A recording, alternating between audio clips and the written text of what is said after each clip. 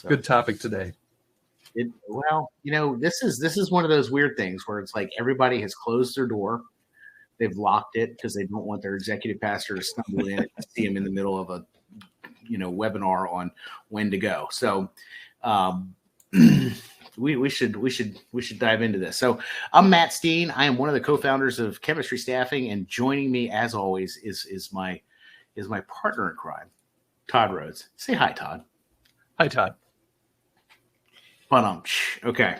So we're gonna have an interesting conversation today. We're gonna talk a little bit about knowing when it's time to go. And I found, Todd, as I've been talking, this conversation has come up more and more of late as I've been talking to people in ministry, and I'm sure it's the same with you. This has probably become, when I'm doing conference workshops and that kind of thing, this has probably become the most popular conference workshop that I've been presenting here of late. So is that pretty much what you've been experiencing too? Yeah, and I think so we're just in a weird time in I guess you could say church history, right? That goes back thousands of years, but this is a weird time for our church history anyway. In the last couple of years, coming out of what we've gone through in the last couple of years, a lot of people are naturally looking to transition now. And we went through a phase maybe at the beginning of COVID where nobody left because everybody wanted to stay and be kind of faithful to where they were planted at that point in time. But as the pandemic has kind of subsided, there's a lot of kind of pent up energy around, should I stay where I'm at? Should I look at different things? And then if you've actually tried to decide, I'm going to go, at some point you have to figure out when is the right time. So that's some of the stuff we're going to talk about today. But yeah, big topic right now for everybody, I think. Yeah, and some things that you should know about us as we're having this conversation. We are both kind of distractible and conversational by nature. So what we would encourage you to do is use the chat. Use the chat window as we go along, or use the Q&A section as we go along, and feel free just to throw up whatever questions you have, anything that if what we say triggers something that you want to dig into. Feel free to put it up there. We'll try to get to as many of those as we possibly can, and we've got some people that are watching this that are taking notes for us just in case we miss it. But we want this to be as conversational as it possibly can be in this webinar format. So feel free to do that. I'm an Enneagram 7, which means I love the distractions and I love rabbit trails. So any of that you can throw me up is going to serve me well. So does that sound good, Todd? Do you like the distractions too? Yes. Okay. What? Yes. Yeah, see what you did there. All right, so here let's dive in. Before we start to talk through, the when to leave and timing and all that kind of stuff, one of the things that I like to do is just kind of frame the conversation out in a very particular way. Okay, so few things that we need to keep in mind if we're in a place where we feel like we're starting to have the conversation about leaving or not. Okay, the first thing is this. If ministry is hard, it means you're in ministry, right? Todd is smirking at me. He doesn't think that that's as brilliant a point as I probably do. So here's the deal.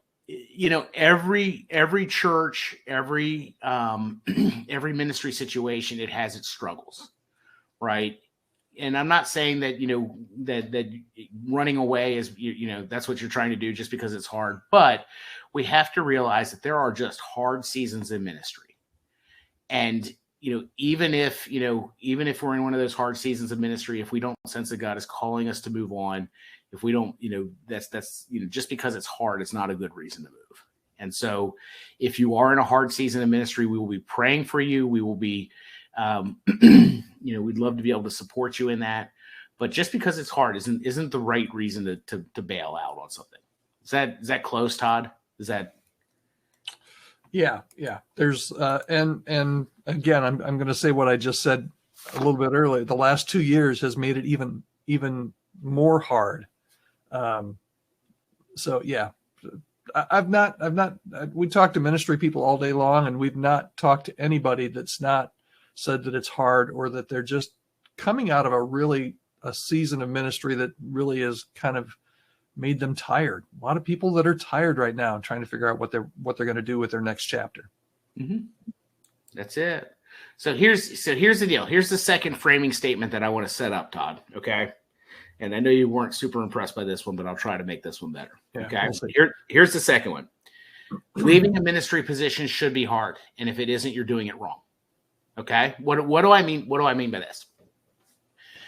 If you're doing ministry right, you have so deeply impacted people's lives. You've so deeply impacted the congregation that you've been a part of, that you have rooted in, and you've developed relationships that are going to be hard to step away from. And that's a good thing. That means that there's been impact. That means that you have really rooted in and done the hard work of getting to know people and to pour into people. So it needs to be hard. If it isn't, we're probably doing something wrong, or there's some bigger issues that are going on in that church. Okay. So that's the good side of this. The bad side of this is sometimes because it is hard to step away from a ministry position, we can take too long to do it, or we can put it off, or we can say, it's too hard for me to leave all these relationships. I'm just going to stay here where I have doubts about whether I'm supposed to be here, long-term or not. And so that's the second framing statement I just want to put out there. Leaving a ministry position should be hard. And if it isn't, you're probably doing something wrong. So is that, how about that, Todd? Is that a better one, or is that? I like that. Yeah, I like that a little better. Okay. Now, the other thing I would add to this is that, depending on your personality type, everybody approaches this question a little bit longer. So maybe you're the kind of person, a guy or a gal, that's always looking for the next shiny new thing. You might be one of those types that want to jump to something new every year and a half, even if you shouldn't, right? Mm-hmm. And then there might be others among us that are just incredibly faithful and incredibly loyal. And sometimes if you're an incredibly loyal person, and you hear God's call that it might be time to go somewhere else, you'll keep putting that off because you don't want to let people down. So there's a lot of different things, including your personality and maybe even the way that God has wired you, that's going to help you to know when it's time. We're going to talk about that a little bit, but I totally agree with your main point here, Matt, is that whether you're on cloud 9 in your current ministry position and God's calling you to leave someplace else, or whether it's just a horrible situation, it should be a hard position for you to leave. And leaving is never easy. So we're going to talk about hopefully how to work through some of those feelings. Yeah, part of the reason why leaving isn't easy is something that we need to recognize as being a truth of being in the church world, in ministry. Okay. And so this may be a shocker to some people, but this is something that I try to remind us from time to time. And it's the church isn't Starbucks, right? Let that one settle in. And so what do I mean by that? If you know anything about Starbucks, you understand that, Starbucks did something they monetized the third space, right? They talk about how everybody has 3 spaces in their life. They have their home space, they've got their workspace, and they've got their community space. And what Starbucks wanted to do was be that third space where you can come in, you can buy a $17 cup of coffee, hang out, and just kind of do things. They kind of stole some of who the church was and monetized it and are making millions off of it, or billions, or whatever. So what I try to remind people, and whether we're doing this as a search with the church and letting people know, hey, this is why, it can be difficult for people going through a transition, or talking to people that are going through transition in themselves, is to remind you that, hey, the church isn't Starbucks. Starbucks looks at this as most people have 3 spaces in their lives, but the dirty little secret of ministry is that ministry people don't have 3 spaces. Okay. We only have 1. Let that sink in for a minute. I'm not going to talk about whether that's good or bad. I think it's just kind of an is thing, because, if you are in ministry, your workspace is deeply connected with what's going on in your family, is deeply connected with what's going on in your community. And so there's a blending of all three of those spaces that a plumber doesn't necessarily have to worry about, right? A plumber can go to work, a plumber can go, work on toilets, and a plumber can go to church. A pastor, a minister, they go to church and they go to church and they go to church, right? So when we leave, or if we're in a season of transition, we disrupt all three of those spaces in our lives at the very same time. We are upending our work life, we're upending our community life, and frankly, we're upending our family life because of how committed and how deeply connected in to our church our family is as well. And this is one of those things where if it isn't that connected, there's probably something going on deeper and it's a good reason to move on. But for the most part, this is going to be a tough, this will be a tough season.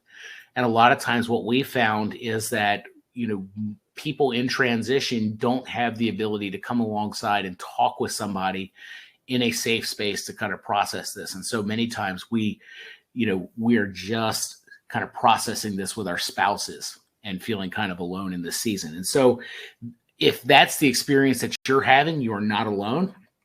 That is pretty common. It can be uncomfortable. It can be really isolating and feel lonely.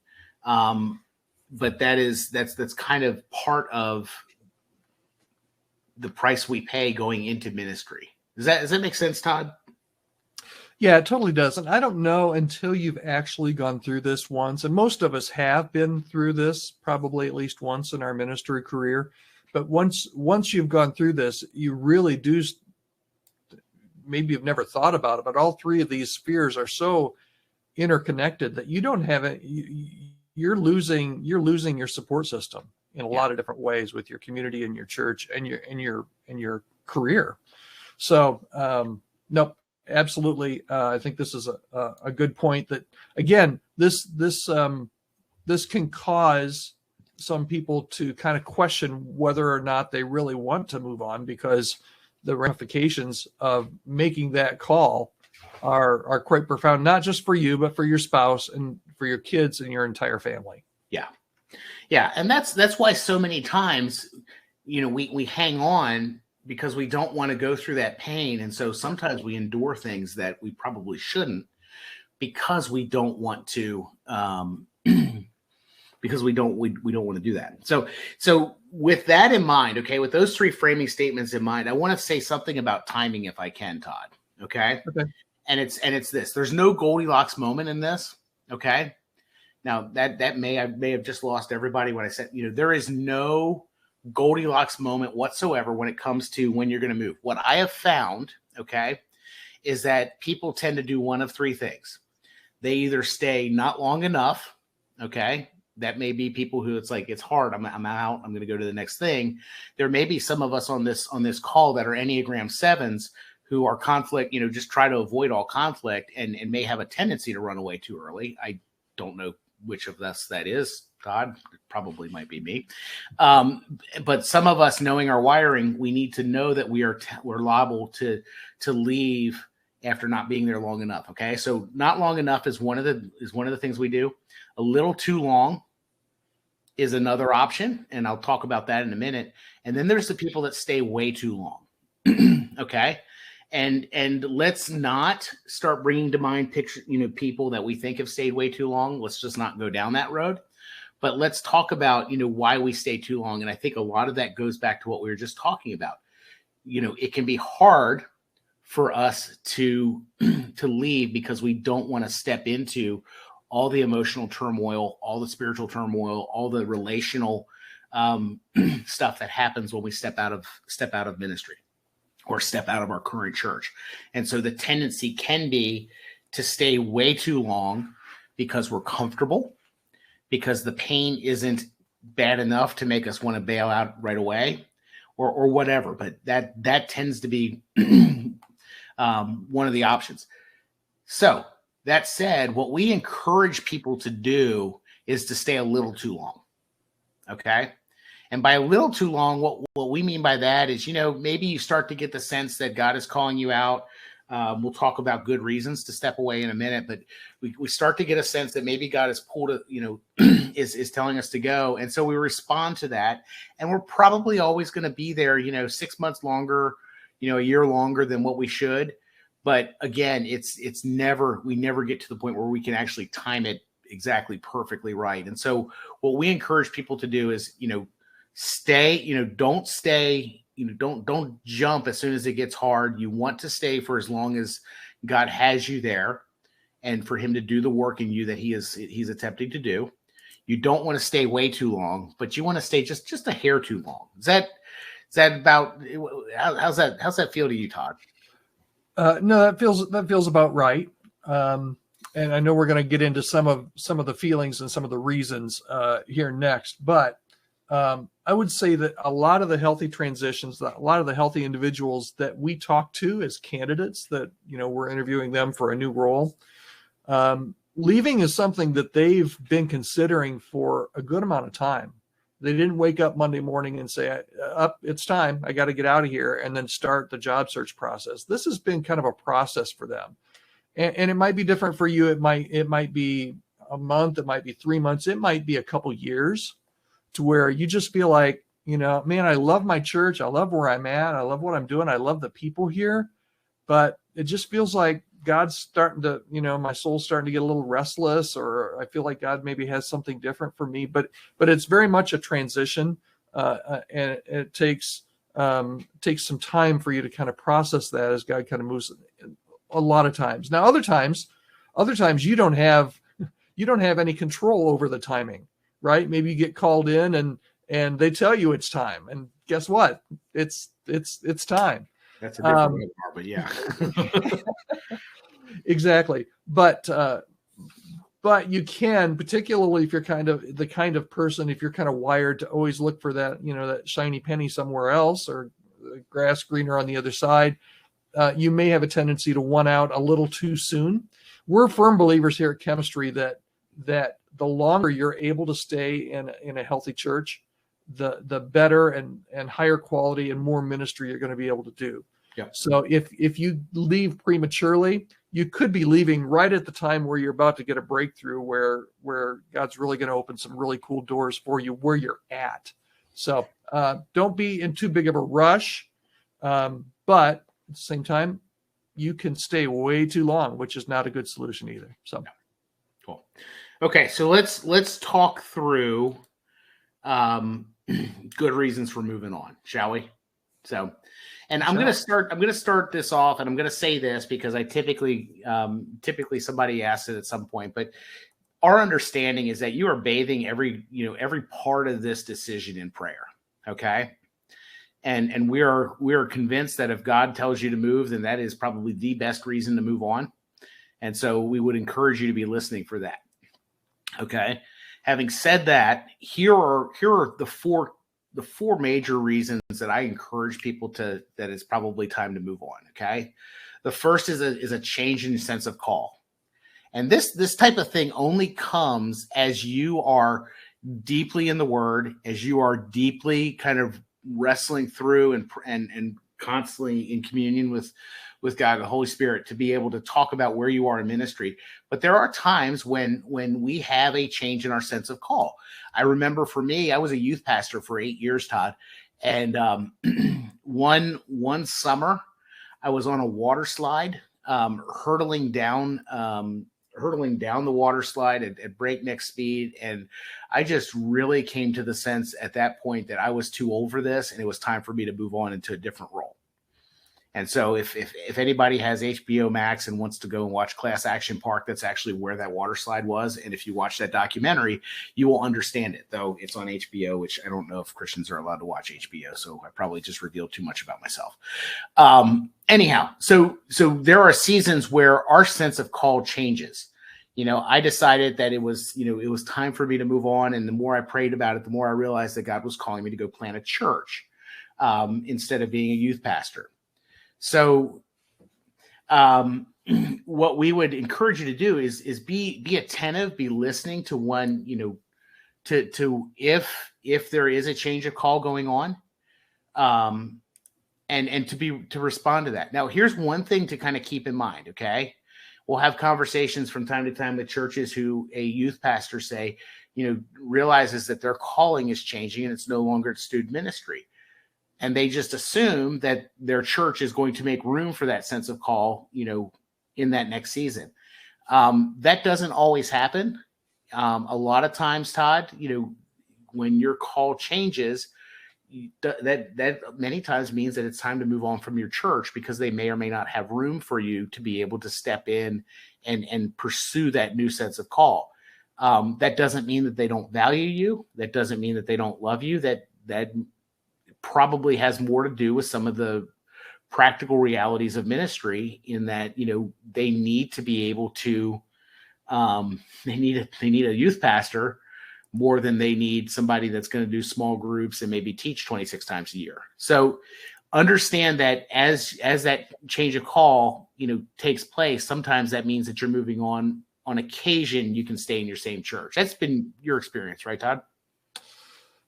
Yeah, for sure. We were just talking to, a pastor yesterday that said, one of the current people on his team feels called to preach more and probably eventually be a senior pastor. And he's like, we love the guy, but we don't have that role here right now. So we're giving him freedom to be able to go out and find something else that's a little bit more in tune with where God's calling him to go for this next season. So yeah, absolutely. God can definitely change kind of your heart and your mind and where you're at and where you've been for this next season. And just because that doesn't fit where you are, that might be actually part of that whole transition, what we're talking about, where God's kind of moving your heart toward the ability to, or the availability to move on to something different. Yeah. Cool. So second good reason for moving on. Okay. We become the lid for our ministry. This is a tough one. This is a tough one for us to kind of stomach. This is a painful one. Yeah. Here's the thing. Todd, can I vent a little bit? Sure. I'll stop you if it gets too. Yeah. If I start to lose this, if I'm going to get us fired, just hit end on the webinar. We have in the capital C Church in America, we tend to glorify and exalt the large churches. Okay. I did that. You're fine. I wanted to get I wasn't sure if I was getting us fired. That was freaky. Okay. So we tend to, the people that are up on stage at conferences, the people that are doing, big time webinars, not like this one, like the really important webinar, the really big ones, tend to be people with churches of 1 million people or whatever. Right. And so a lot of times what we think is that if we're not this big ministry, or if we're not working towards this big ministry, our skill set and our gifting, or failing or something like that. Okay. So what do I mean when I talk about, we become the lid for our ministry? I'm convinced, and Todd, you can push back on this. I'm convinced that we all are wired and gifted to lead in certain contexts. Okay. I think we all have our skill set and ability. Now, it doesn't mean that this can't change or you're locked into this, but I think for the most part, we all have sweet spots ministry wise. And I think that there's times when our ministry gets to the point where it begins to go in a direction that is going to be different than how we're wired and how we're created. I know for me that in smaller church contexts of, 40 or 50, that's not a good fit for me. Okay. But I also know that a church, bigger than 2,500 is probably not a good fit for me either. Right. It's just, it's outside of my skill set. I tend to be my skill set seems to be built out for the mid-sized churches, just because of the way that I operate and some of the generalist skill set that I have. And so what I encourage pastors is to know our wiring enough to know, how we best function. What are the ministry settings that are most life-giving for us? And what is our sweet spot ministry wise? And sometimes, our ministry may be kind of getting to the point where it's starting to outgrow it and we become the lid on it. So just like the lid on my water bottle here keeps water from flowing out, sometimes our skill set becomes the lid that prevents our ministry to continue to grow and go the direction that God's taking it. That's not a reflection on us. That's not saying that we're a bad leader or a bad pastor. It's just a reflection that, hey, we are gifted and we're really good at certain things and we're not good at other things. And so recognizing that, having the self-awareness to understand how we're wired, how we're put together, and where we're best suited, allows us to realize when we become the lid for our ministry and when we need to be able to step out in order to let somebody who is better suited to take the ministry into the next season to step in. Does that make sense, Todd? No, it totally does. So here's part of the problem, is that you need to be self-aware and you need to be honest with yourself on this, right? And again, this isn't something that's going to happen overnight. You're going to, well, I guess sometimes it can, but I mean, the realization can happen maybe a little bit quicker. But for example, let me pull maybe a church planter. Maybe you're a church planter and you're an unbelievable church planter. You were able to start a church, you were able to grow a church, and all of a sudden your church is at 1,000. Well, the key things that a church of 1,000 need in a leader could be totally different than what you possess as a church planter. So it could be that you've kind of led that church so well that you've led them out of kind of your comfort zone, your sweet spot, and that's okay. That's okay. But the key thing is to have the self-awareness to realize one day that this is not going to be sustainable for me and for my soul and for my family. I'm just kind of out of my comfort zone, out of my sweet spot. And that happens all the time. It's different. I'm an old worship guy, so it's different to be a worship guy or gal in a church of 300 than if your church automatically, booms and all of a sudden you're a church of 3,000. It's a lot more different skill set. Matt was saying, some of it has to do with sometimes church size, but it also can have to do with philosophies and philosophies of ministry and all different kinds of things that you can just over time find yourself in a place where, I'm not the person that my church needs for the next season. Yeah. And it's probably time for me to consider moving on now. And going back to what we were talking about before, if you don't have that self-awareness, that self-realization that you're not the right person, you're going to end up staying too long, which is something we don't want to have happen. Absolutely. Todd, you wrote a piece in a while back that we share every now and then. And I think it's one of the good ways of kind of looking at this about, how there's builders and breakers and maintainers and something else, the four different types of ministers. And I look at that and I realize, hey, this is how I'm gifted. These are the types of situations I need to be in and when it's time to move on. So I think it's healthy for us to understand that and recognize it, but it takes a good bit of self-awareness for us to be able to and honestly, it takes a good bit of guts, because you're going to know sooner than anybody else when you have become the lid for your ministry. And it is really easy to be able to cruise and just kind of be the lid for a while because you're in a comfortable situation. But we need to be self-aware enough to be able to and have the guts enough to say, you know what, I think God might be calling me to something else and that this ministry needs something else. So, okay. First two, let's go to number 3. Number 3 is boredom. Okay. I'm convinced that bored pastors get into trouble. I mean, there's biblical precedent for this, right? You look at, you look at King David, in the springtime when kings went off to war, what did David do? And David hung back at the castle because he was bored, and then he ended up getting in trouble with Bathsheba. Now, I'm not saying that, if you're bored, you're going to get, moral fail or anything like that, but there is something to boredom as an indicator that maybe you're outside of calling, maybe you've become the lid, or maybe that God's starting to do something different in you and it's calling you elsewhere. Okay. Boredom, I think, is a major indicator that is one of those things that we need to stop and we really need to reflect on if we're in ministry, because frankly, as we said at the beginning, ministry is hard. Ministry is challenging. And if we're getting bored in this, It might make us want to reflect on, hey, why am I bored? Why am I not as energized as I typically am at this point in the ministry season? Or is, what's going on in my life? And so I would encourage you, if you're at a point where you're bored, that may be a good reason to move on, but that is definitely a reason for us to stop and to reflect on what's going on and to ask some questions. Why am I bored? What's going on here that's allowing me to be bored in what should be a pretty challenging and exciting career field. So, Todd, have you ever experienced boredom in your ministry roles?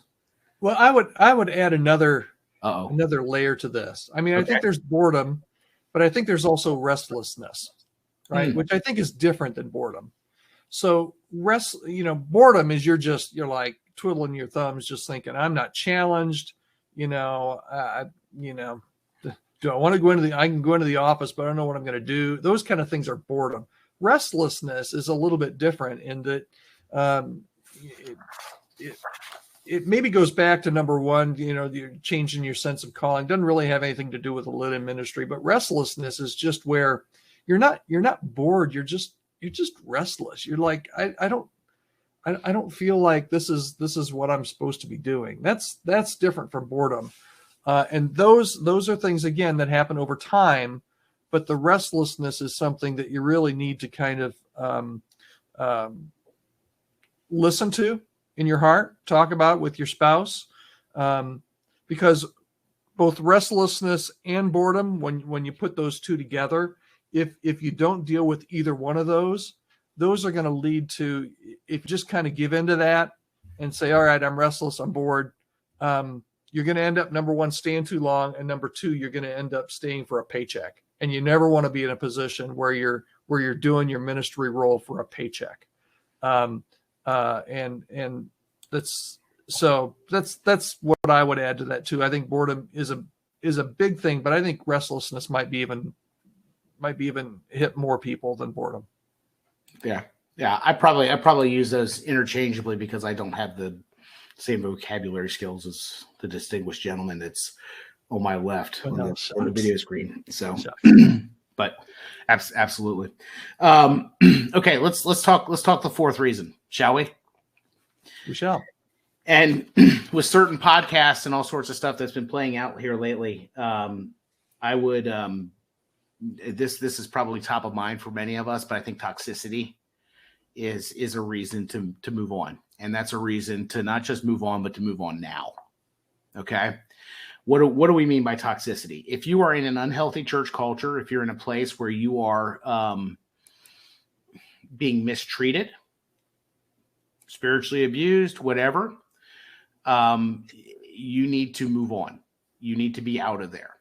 There is a tendency for us to say, well, I can help change the culture.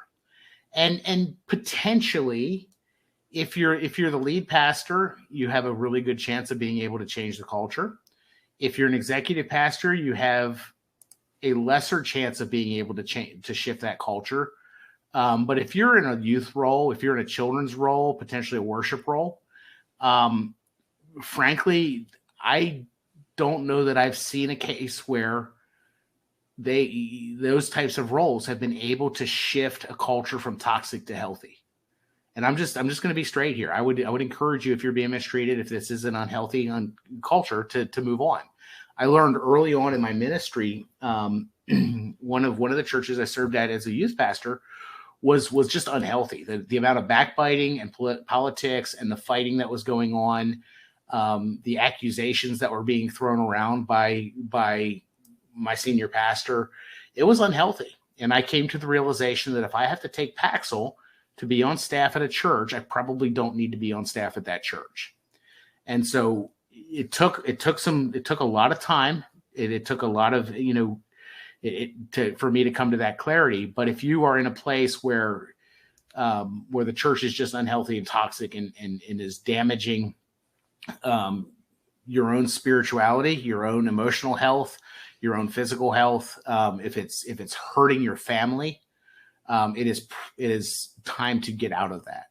Todd, did I overstate that?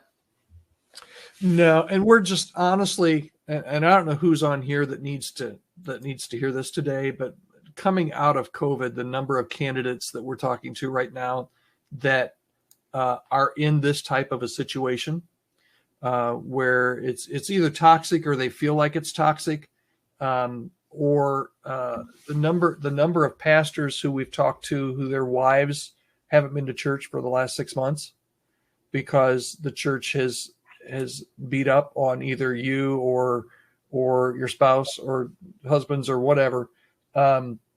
It's a big thing. And again, if you stay in a toxic culture for a long time, you're going to end up being there just for the paycheck, which is not a good thing. When you're in an unhealthy, toxic place, definitely, I totally agree with Matt. The culture starts at the top and moves its way down, and culture is a really hard thing to change. And if you're in a staff support role, it's going to be really almost next to impossible for you to change that. So you need to kind of take in your surroundings, take in your environment, and if it's an unhealthy culture, if it's a toxic culture for you or your family, then it's probably time to start thinking about the possibility of moving on. Yeah. That's always the fun one. Yeah, it's a hard one. Talking about the toxic piece. So. And most of the time, toxicity is not caused by you, right? So there are certain things that you can do as a staff member that can contribute to that. But a lot of the times, if you find yourself in an unhealthy church, it's probably been unhealthy for a long time, and you're not the first person to experience. You probably won't be the last person to experience it. So, it's you can't be the savior of everything. Do what you can while you're there, but if it's starting to get toxic to your soul, Matt often says, how long can you, when we're interviewing candidates, he'll ask somebody that's in a not great situation, how long can you stay there without taking a hostage? You need to leave before you start taking hostages. Yeah. And the thing on that, just know this, whatever number you say, however many months you can go before taking a hostage, cut that in half. Yeah. As pastors, we tend to be a little bit more rosy about our ability to hang on.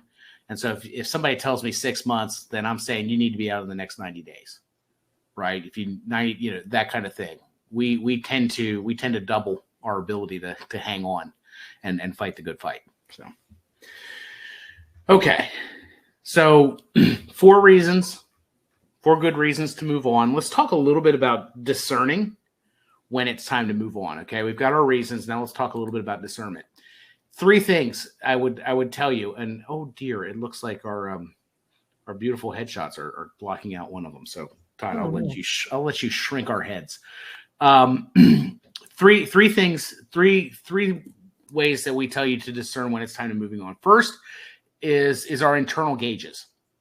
Okay, we all have a set of internal gauges that we need to be regularly monitoring. Okay, so our health, whether it is physical health, because our physical health is impacted when we're in a place where we don't need to be. It's not just the potlucks. Spiritual health, how is this impacting our spiritual life? Emotional health, and also, our family health. Okay. Those are some of the gauges that we want to be reflecting on in order to know, if it's time for us to be moving on. I would tell you if you're having rage dreams, that's probably an indicator that something's not right. You need to move on. If you if your family is not able to worship together, that's probably indicator that it's time to move on. Those types of things. But your internal gauges are going to let you know whether it's time to move on or not. Family life. I'm going to get to mentors in a minute because I think that's an important one that I really need to beat on. Our family life. Okay. Does your spouse go to church with you? Can they go to church with you and not be bitter and angry throughout the whole thing? Are they actually able to genuinely worship? How about your kids? Are your kids able to go to church and really be able to worship there?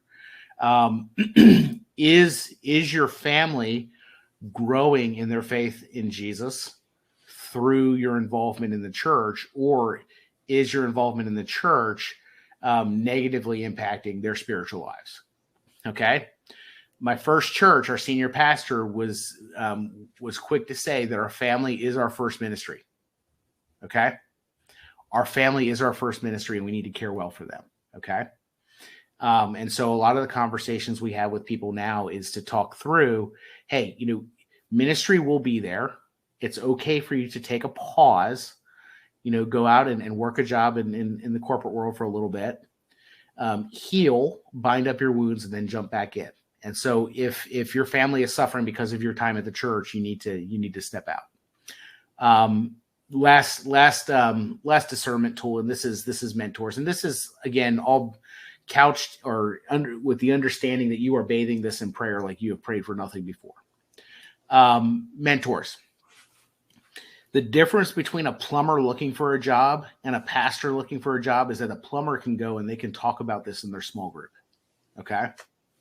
If you are a pastor looking for a job, you are unable to, there's very few people that you actually have the ability to share this with. You can't share it with your elders most times. You can't share it with your congregation or your small group. Pastors, as in general, tend to be fairly lonely in ministry because we don't have people that we have the ability to truly speak and go into the painful places with and the dark places. And so I would encourage you, whether you're in a season of transition or not, to find mentors whose number one goal is to see you prosper, who can tell you hard things without worrying about what it costs them.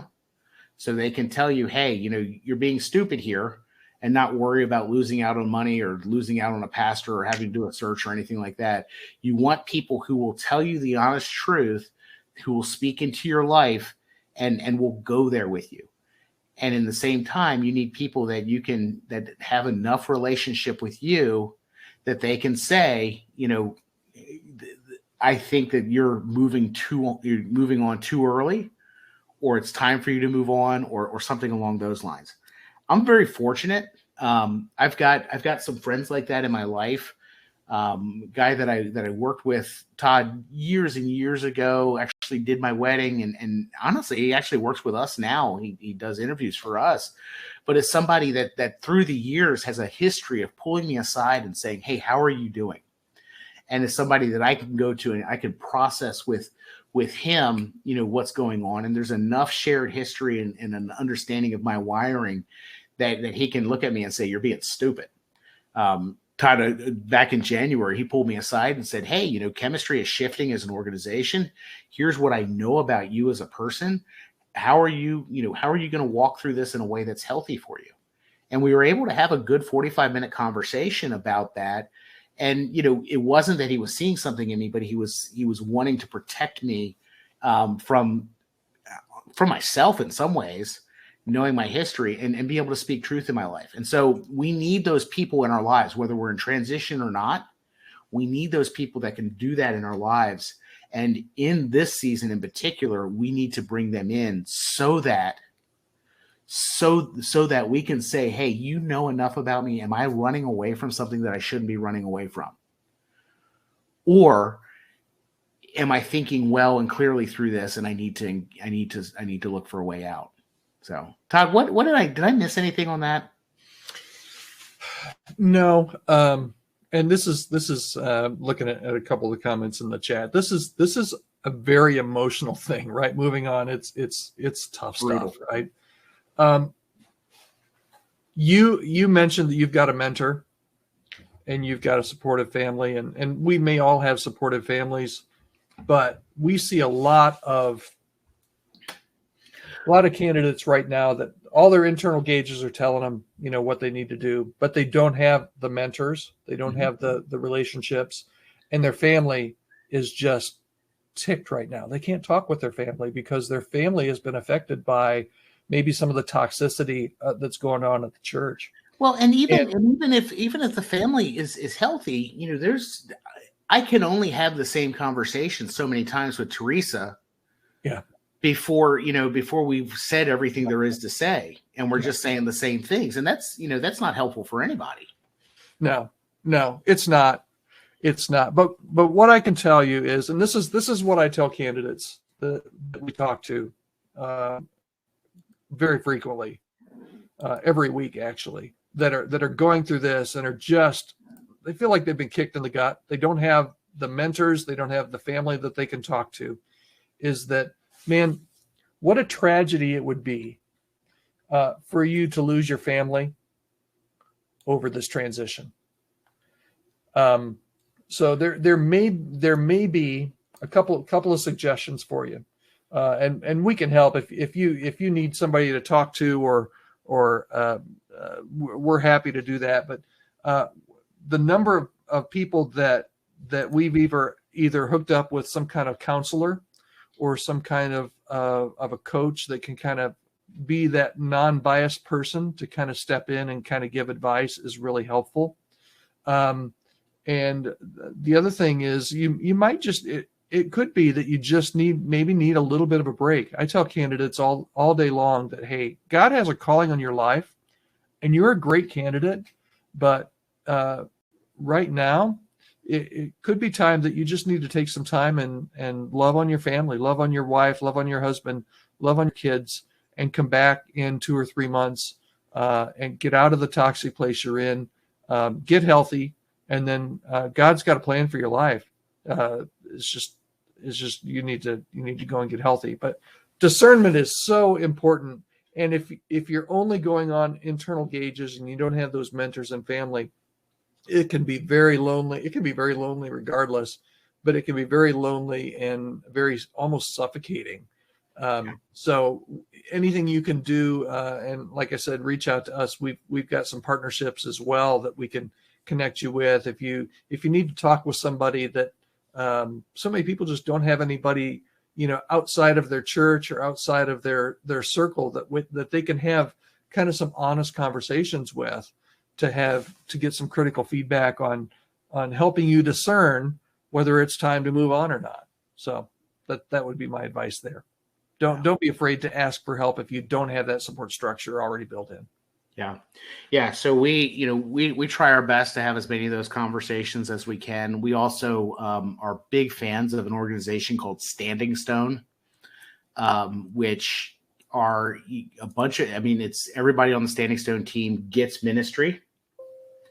Everybody in the Standing Stone team has been a pastor, and they go raise support, step out of their local church ministry, and really come alongside ministers in tough seasons or even not so tough seasons to kind of process and walk through life with. And so I would encourage you, reach out to them. I think it's standingstone.org, but they are, they're a phenomenal resource for the church. So, Todd, what if, why don't we pause here? We've got a list of questions. Why don't we work through some of those real quick, and then we can have a couple thoughts on what to do before moving on and how to prepare ourselves and prepare our ministry. Sure. Let's I'll be the question asker, you be the question answerer, because I like that better, because I don't like to have all the answers, because I don't have any of them. Here's a question. What's a healthy way to transition out of a difficult situation without losing all the healthy relationships that you've formed? Depends. How about that? That's a consultant answer. Yeah, total consultant answer. So I think it's case by case, right? If we're leaving a church in a difficult situation, here's how I've done it in the past, and this may be helpful, this may not be. The people who have continued to engage with me, I have continued to engage with and care for. I support the church that I left. I support the leadership that's going on there. I don't cause division, but I try as best that I manage those relationships if I can. Todd, if you were here in my office, above my monitor, I've got a sign that says "Preach the gospel, die, be forgotten." Okay. And it's a quote by Count Zinzendorf, which is kind of ironic that we remember who the quote's from, considering what it is, but that's neither here or there. Thank you. Thank you for smirking. One of my, as I leave, I want the people in that church. Do I want them to remember me? Sure.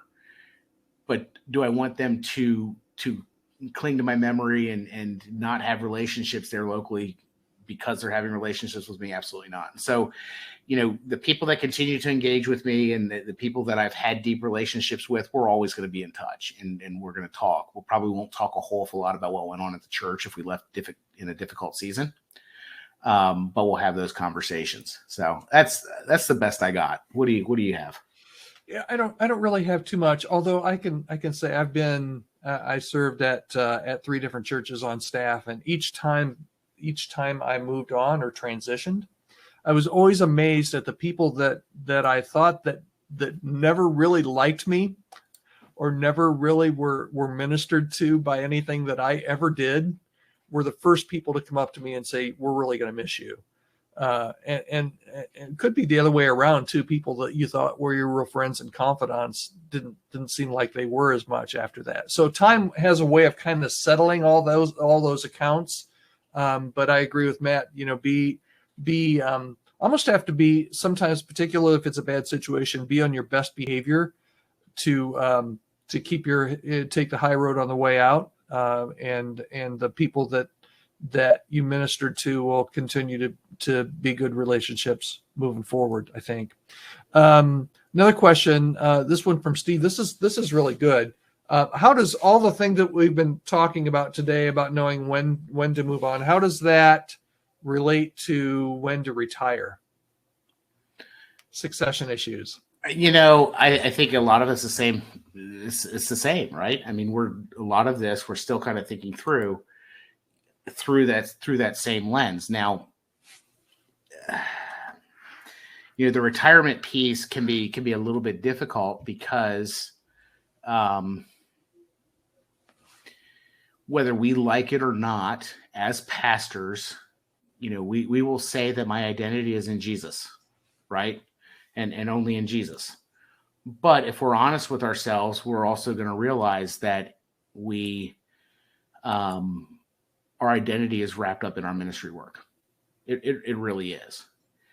And so I think that's one of the biggest pieces in this.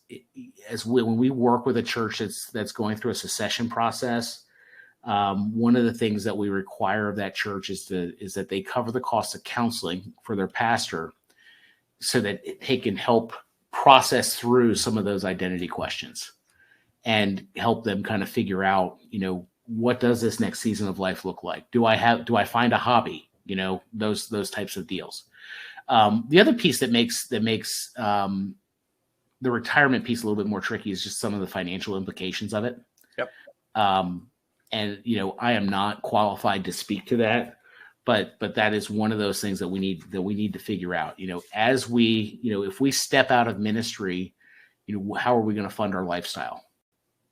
And that's the same whether you're stepping out for retirement purposes or if you're stepping out because you just need to not be in ministry for a season.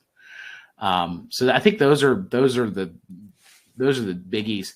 I would encourage you though, and there were a couple of questions about age that were wrapped up in there. That's where I was going to go. About churches shifting towards younger pastors. Here's something that I would suggest to you. I would encourage you to not retire.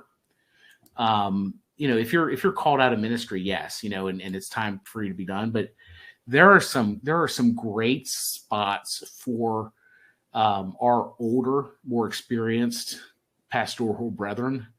I am a huge fan of interim pastor ministries. They are a group of people, and typically, they're looking for more experienced pastors to go for 18 months, 2 years, 3 years to root in and help a church go through a succession process or navigate a tough season. I think, for some people that are of retirement age that have, that have, have the financial resources to be able to to do it, there is a great ministry there. And there is a much needed ministry there, because the churches that we work with that IPM has come in and laid a foundation for the next guy, those searches go so much smoother and they're so much healthier and ready for their next pastor. And so, if you're at a point where you're in transition and say, maybe you're in your early 60s and you're like, I still got another 15 or 20 years left in the tank. I would consider rethinking what your ministry looks like, and consider an IPM or something similar to go in and serve those churches in transition well, and to continue using your skill set. What I found is a lot of times those churches that are bringing in an interim are much more receptive to somebody with a little bit more gray hair, because they really need the wisdom and experience of those in those situations. How would you speak to that, Todd? There's not really anything else I would add to that. I think you're totally right. I've got a friend that's doing the interim pastor thing with a group right now, and just loving it after being in a long-term pastorate for 25, 30 years. So yeah, absolutely. I don't know that I would add anything more to that, but well, Matt, we've got to wrap up here. We've got some special things. I should have mentioned this earlier, but some things that we're going to hopefully put up on your screen here. First of all, if you are in the process of looking for a new church role, if you are looking to get us information on you, you can hopefully see a link there on your screen that will allow you to add your resume to our database. So you can do that. And then, Matt, one of the other things, why don't you talk a little bit about a couple of the resources that we have that people can download and kind of talk about, and I'll put those up on the screen as well. Yeah, so there's a pastor down in the Fort Worth area named Wade Hodges that wrote 2 books that are just phenomenal when it comes to processing this, and a lot of our material is based on that. And so one is called When to Leave, one's called Before You Go.